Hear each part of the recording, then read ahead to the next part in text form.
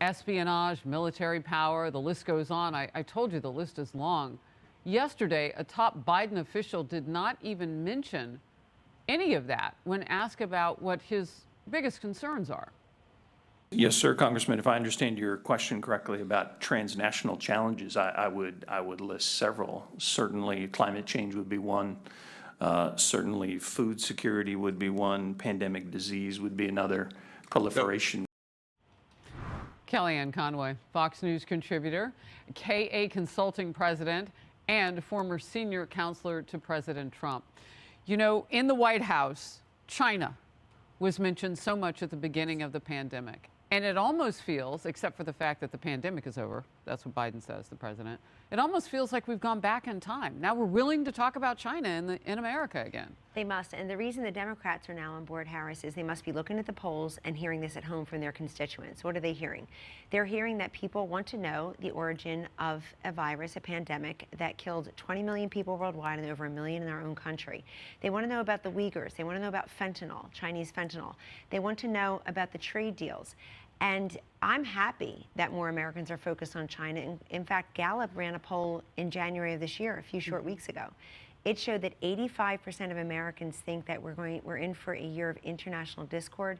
But shockingly, 64% thought America would become weaker, and over 70% said China would become stronger. They're very worried about this. And during the pandemic, we were noticing in the Trump White House the growing consensus among the public that they no longer looked at China in sort of an anodyne way, kind of shrug your shoulders. They were raising their eyebrows. And people are focused on this now.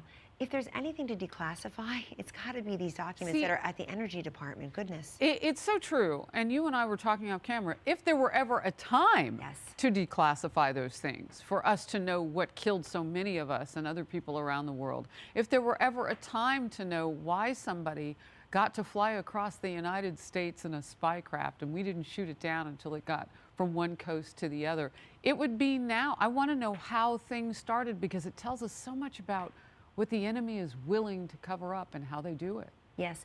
And if you look at the polls also, there was a time during our administration early on that people saw North Korea as a greater threat than China and Russia, if you look at the polls, because that was very much in the news. But it's now China, and it's been China, and of course a little bit more Russia given the invasion of sovereign nation Ukraine. But I think while America's minds are focused on China, our legislators and in fact the White House, the State Department, they need to follow the people on this. Follow the people. Right? Yes, always. Okay, so you mentioned the White House. Let's get into that. The White House says there is, and this is a quote, not a consensus when it comes to the origin of COVID-19. Now remember, it's 2 federal agencies now saying that that laboratory in Wuhan likely caused the outbreak. The FBI is one of those agencies. Their director sat down with Bret Baier last night. Let's watch. The FBI has for quite some time now assessed that the origins of the pandemic are most likely a potential lab incident in Wuhan. The FBI has folks, agents, professionals, analysts, virologists, microbiologists, et cetera, who focus specifically on the dangers of biological threats. So here you're talking about a potential leak from a Chinese government-controlled lab that killed millions of Americans, and that's precisely what that capability was designed for. You mentioned 64% of Americans in recent polling think that the United States is weaker.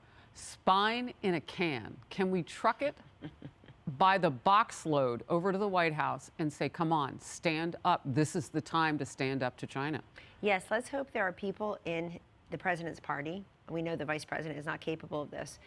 Particularly from Congress, if not some of these governors who come forward and saying, listen, this is a nonpartisan issue striving for a bipartisan solution. I was happy to see Director Wray give that interview to Bret Baier. The questions were excellent, the responses were clear. But look at what Washington, the Democratic Party, have been doing with the FBI for the last couple of years. It's all been January 6th in the FBI. It's all been school shootings in the FBI. They're always focused on the wrong thing. They're always yelling squirrel, when now you have the country very sensitized to China. So let's do it. Also, these are the same people who called Senator Tom Cotton and many others that I worked with conspiracy theorists, that it was lunacy that this could actually have happened in a lab, not the wet market. You know, they all jutted their chest out. It had to be the wet market. Now that they're casting doubt on the prevailing theory that, of course, it came from a lab. These are the same people, Harris, who looked for Russia collusion for 3 years. They swore they saw it. Yeah. But we saw people going into hospitals, being on ventilators, never coming home. And we've seen millions of people die from this pandemic, and yet they still won't admit that they were wrong and that this is the prevailing See, thought. I'm so glad you mentioned the word ventilator. Because now what we know is without flipping people and without doing the things that we were probably hurting them more than we were helping them. And our doctors and nurses didn't stand a chance against that fire of a virus because China had original experience and medical notes that they could have shared with the world, and they chose not to. And Thailand tried. They tried to get in there. The WHO, I don't know how hard you try when you're being paid not to.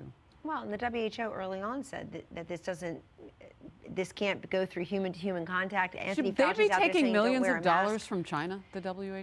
No, but I don't know why we give them so much money either. I think that, well, Americans are scrutinizing what we're paying for Ukraine and what we're paying for all these pet projects for their legislators. They ought to be looking at organizations like that too, who seem very political in their agenda. And when it came time to do their work, which is anticipate and mitigate global pandemics and explain it to the rest of us, they fell down. They were definitely wrong.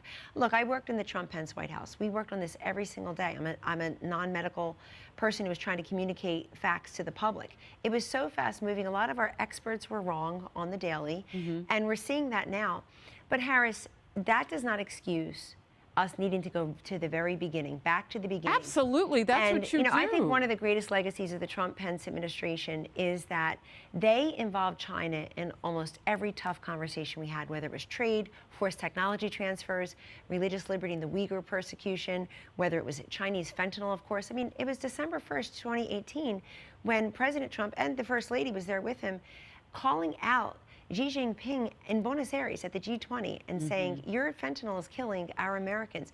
That has just exploded now. I guess Hunter Biden's father doesn't want to cover the drug crisis, but it's the #1 killer of 18 to 44-year-olds in this country. It's heartbreaking. Another thing to investigate with China. Yeah, and when you watch that hearing on the border yesterday with that one mom who lost two sons who thought they were taking Percocet that had been laced with fentanyl that they didn't know about, it killed them. It is the forensics of how things begin.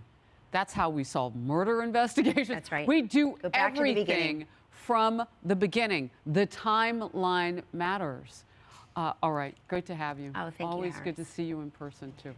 Hey everyone, I'm Emily Campagno. Catch me and my co-hosts Harris Faulkner and Kaylee McEnany on Outnumbered every weekday at 12 p.m. Eastern, or set your DVR. Also, don't forget to subscribe to the Fox News YouTube page for daily highlights.